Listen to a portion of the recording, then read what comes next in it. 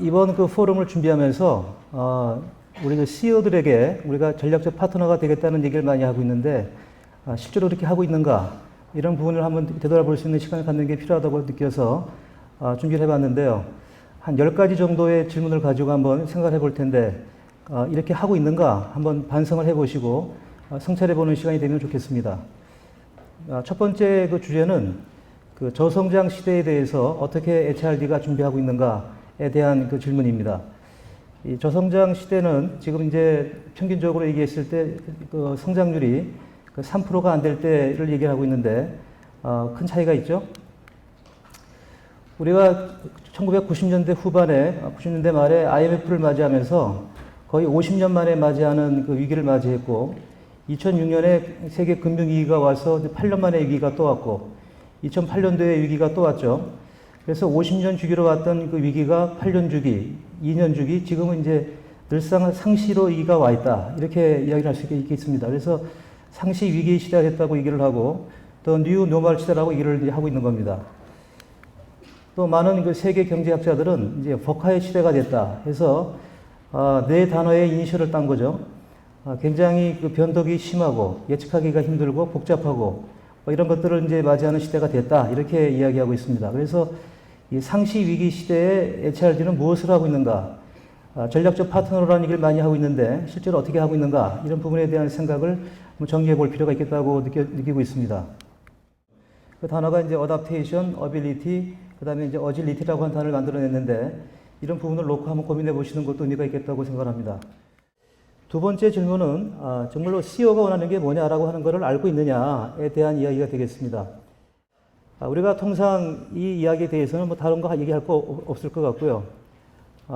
여러분들이 HRD 활동을 하실 때 CEO가 몇 번이나 여러분 하고 계시는 교육과정에 오고 계시는가를 파악만 해도 대부분 뭐 얘기가 끝날 것 같습니다.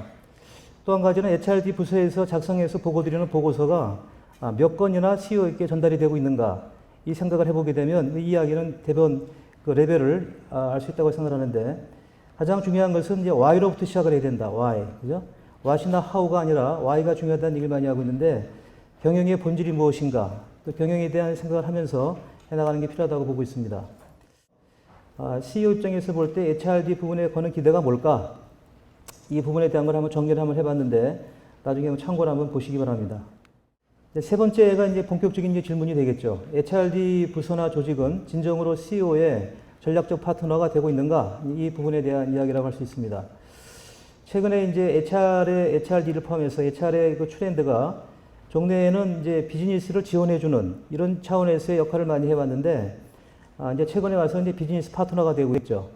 현장에 문제가 되고 있는 걸 해결해주고, 성과 중심으로 바꿔주고, 또 컨설팅을 해주는 역할이 되고 있는데, 앞으로는 이제 비즈니스 드라이버가 된다. 가장 중요한 사업의 동력이 된다는 이야기입니다. 전략적 HRD의 역할은 첫 번째, 조직 문화를 한 방향으로 가져가는 것이다. CEO의 경영 철학과 더불어서 구심력과 원심력이 기본복이 되어 있는데 이걸 어떻게 하나로 몰아나갈 것인가. 구심력을 강화하기 위한 조직 문화에 대한 이야기. 두 번째는 이제 탤런트 매니지먼트죠. 인재 경영에 대한 이야기입니다. 그래서 이제 휴먼 리소스가 아니고 이제 탤런트다. 탤런트. 그죠? 기본적으로 여러 리소스 중에 하나였던 휴먼 리소스가 이제는 조직 경쟁력의 가장 중요한 원천이 되고 있기 때문에 이제 탤런트 매니지먼트라는 개념으로 바뀌고 있죠. 이따 또 얘기를 하겠습니다만은 탤런트 매니지먼트는 탤런트 서스테이너빌리티라는 개념으로 또 격상되고 있다. 이렇게 볼 수 있다는 겁니다. 그 다음에 경영 성과. 교육만 해가지고는 의미가 없다. 그죠? 이제 퍼포먼스를 어떻게 보여줄 수 있겠는가가 이제 중요한 과제가 되고 있고 또 하나가 이제 아까 얘기했던 트랜스포메이션. 이 변화와 혁신에 대한 이야기가 가장 중요한 전략적 HRD의 네 가지 기능이다. 이렇게 얘기할 수 있겠습니다.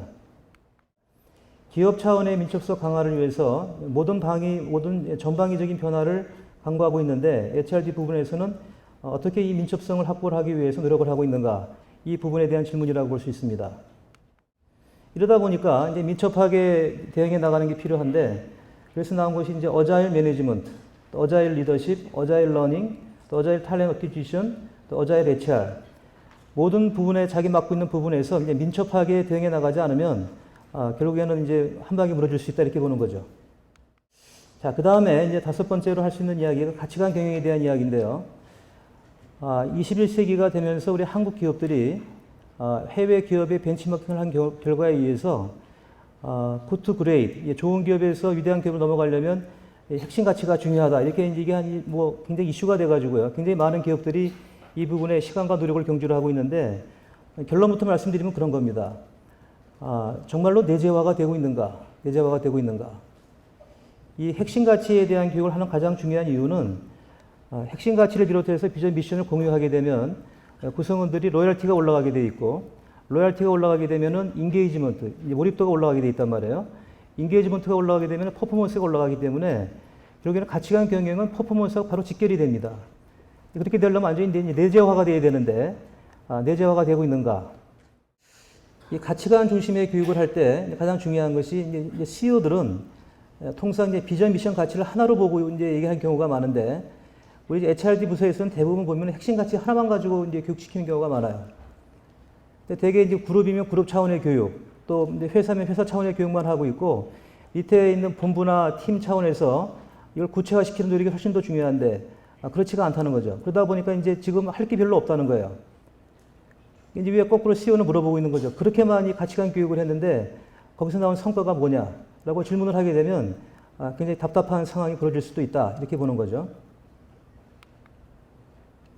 그래서 이제 중요한 포인트는 뭐냐면 CEO에게 가치관 경영에 대한 중요성을 얘기를 할 때 성과와 연결된다는 이야기는 어떻게 증명해 볼 수 있을까? 그것은 총론을 강론화시키는 겁니다. 그래서 이 본부 차원의 교육이라든지 그룹 차원의 교육을 들어가게 되면 회사의 총론적인 것도 이해를 해야 되지만 그 이해를 바탕으로 돌아가서 현장의 본부나 팀에 어떻게 적용을 시킬 것인가에 대한 것을 알고 내려가야 되는데 그런 부분에 대한 준비가 너무 안 돼 있다. 미션과 비전과 가치가 하나로 돌아가기 때문에 교육을 같이 해야 돼요. 같이 해야 되는데 대부분 많은 기업들이 핵심 가치 하나만 가지고 얘기한단 말이에요. 별로 잘 연결이 안 되죠. 그래서 미션을 구체화시킨 게 비전인데 또 비전을 이제 구체화시킨 것이 연간 목표가 되고 쭉 내려오게 되면 이제 개인별 KPI까지 연결되는데 이 부분에 대한 설명력을 하는 분들이 별로 없어요. 그러다 보니까 굉장히 공허하게 핵심 가치가 이제 지금 동떨어지고 있다. 이런 부분에 대한 이 개선이 필요하지 않겠는가 생각하고 있습니다. 그 다음에 6번째 이야기는 이제 좀 아까 얘기했던 탤런트 매니지먼트를 이제 넘어서야 된다. 이렇게 얘기하죠. 통상 인재 경영을 얘기할 때 3가지 측면에서 얘기를 합니다. 첫 번째는 이제 핵심 인재 중심으로 하는 경영을 얘기할 때 인재 경영 얘기하고요. 두 번째는 핵심 직무 중심으로 얘기할 때도 얘기를 합니다. 세 번째 이야기는 HR의 전반적인 부분을 다 끌어올릴 때 인재 경영이라고 얘기하고 있는데 과연 어떤 전략을 쓰고 있냐는 거죠. 이러다 보니까 이제 해외 선진 기업들은 인재 경영의 각사의 모델을 만들고 리더십 모델을 만들어 운영하는 것처럼 똑같이 자기 회사에 맞는 인재 경영의 모델을 만들어서 운영을 해 나가고 있는데 과연 각 기업마다 또 HRD를 맡고 있는 조직마다 이 탤런트 매니지먼트를 해 나가고 있는 모델, 그죠? 그런 것들을 가지고 있는가 이런 부분에 대한 준비도 필요할 것 같습니다. 7번째의 이야기입니다. 핵심 인재와 차세대 리더에 대한 양성을 강조를 하고 있는데 대개 이제 CEO들이 갖고 있는 그 생각은 이제 중장기적인 게 많지 않습니까? 그래서 핵심 인재를 어떻게 키울 것인가, 또 리더를 어떻게 양성할 것인가에 대한 부분이죠. 그래서 많은 기업들이 최근에 와서 리더를 양성하기 위한 그 트렌드를 이제 정립을 해 나가고 있는데요. 아까 말씀드린 대로 자기 회사에 필요로 하는 그런 이제 모델링을 해 나가고 있는데 이슈가 뭐냐면 이제 진정성에 대한 그런 부분, 그죠? 리더의 진정성에 대한 부분. 또 두 번째는 밀레니얼 세대들이 통상 얘기했던 Y 세대들이 이제 다 올라왔는데 그 신세대들이 벌써 이제 리더가 되기 시작을 하고 있다는 거죠. 그 밀레니얼 세대가 리더가 되고 있는데 종래에 20세기에 해왔던 리더십 방식으로 키운다라고 하게 되면 엄청난 과오가 따라올 것이다. 이렇게 보는 겁니다. 이 부분에 대한 개선은 어떻게 할 것이냐 이슈가 되고 있고 또 여성들에 대한 리더십의 이슈가 굉장히 중요하죠. 뭐 한국은 말할 것도 없고요. 그 다음에 이제 사람의 마음을 움직이는 뭐 감성이라든지 팔로워십 이런 부분에 대한 얘기가 강조가 되고 있습니다. 8번째입니다. 최근에 이 IT 혁명이 학습하는 방법을 완전히 바꾸고 있습니다. 제가 봐도 정말 혁명적으로 바뀌어 나가고 있다고 해도 과언이 아닌데 특히 이제 이 포멀에서 인포멀로 바뀌는 과정에서 어떤 전략을 구사하고 있는가라고 하는 부분은 이제 막연한 얘기가 아니라 경영 성과에 영향을 주는 굉장히 구체적인 전략으로 다가오고 있다 이렇게 볼 수 있습니다. 올해 년부터 나왔던 이 70, 20, 10의 법칙은 이제 현실이 돼가고 있습니다. 이게 누가 이거를 갈아타기를 먼저 할 것인가? 지금은 거꾸로 되고 있죠. 10, 20, 70이 되고 있는데 앞으로 이제 70이 뒤바뀌는 순간이 올 텐데 HRD 전략을 어떻게 갖고 나갈 것인가가 대단히 중요하다고 봅니다. 결국에는 이제 포멀에서 10, 그죠? 자기 상사한테 20, 인포멀이 70인데 결국엔 인포멀이 90이라는 거죠. 다 합치게 되면. 이 90을 어떻게 전략을 풀 것인가? CEO가 물어보면 뭐라고 대답을 하시겠습니까? 완전히 이제 인포멀 러닝, 아까 10, 20, 70에서 90을 장악할 만큼의 큰 이제 역할을 하게 될 것이고, 소셜 러닝, 그 다음에 이제 개별화된, 퍼스널라이즈 된 것, 그 다음에 빅데이터를 활용하는 것, 그 다음에 러너 어널리틱스, 그 다음에 러닝 아키텍처, 이렇게 새로운 부분들이 이제 다가오기 시작을 합니다. 아홉 번째입니다. 이제 여러분 잘 아시는 대로 이제 빅데이터, 그 다음에 러닝 어널리틱스, 이런 새로운 개념들이 우리에게 다가오고 있는데요. 이 새로운 개념들은 우리에게 엄청난 기회를 제공하고 있다. 쓰고 이제 잊어버리고 말았던 쓰레기 같은 그런 데이터들이 새로운 의미를 부여하고 있고 경영 판단에 중요한 역할을 하고 있죠. 스마트 러닝 같은 경우에도 이제 빅데이터를 돌려보니까 나오는 내용들이 어느 때 공부를 많이 하는가를 확인해 봤더니 옛날 같은 경우는 근무 시간에 많이 했단 말이에요. 근무 시간에. 출근해가지고 이제 업무 시작하기 전에 또 점심 시간에 이렇게 많이 했는데 최근에 트렌드가 많이 바뀌고 있죠. 되게 출근 시간에 많이 하고 있고 퇴근 시간에 많이 하고 있다. 이런 이야기들이 이제 새로운 그 빅데이터에 의해서 정리가 되고 있고 또 러닝 어널리틱스. 학습자들이 주로 들어가는 사이트가 무엇인가 또 무엇을 보고 있는가 이런 부분을 이제 LMS하고 연결이 돼가지고 이제 새로운 그 이제 준비를 할 수 있는 전략을 구사할 수 있는 계기가 되는 거죠. 그래서 다양한 비즈니스의 문제를 중심으로 빅데이터를 활용하고 어널리틱스를 활용하게 되면 그 회사에 맞는 굉장히 중요한 전략들을 구사할 수 있는 계기가 될 수 있다. 이렇게 이야기할 수가 있겠습니다. 이제 마지막 10번째가 됐네요. CEO가 이제 물어보는 건 이제 미래에 대한 이야기죠. 미래에 대한 것.